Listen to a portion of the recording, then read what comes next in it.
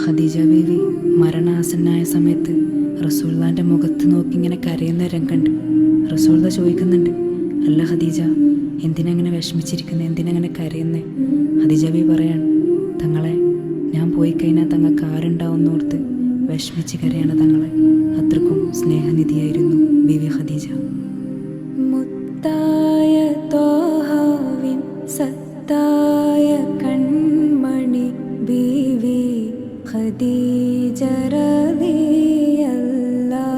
ബീവി ലോക മുസൽമാന്റെ പൊന്നുമ്മ.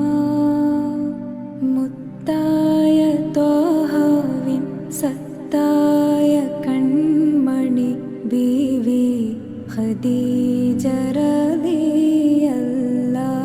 ബീവി ലോക മുസൽമാന്റെ പൊന്നുമ്മ.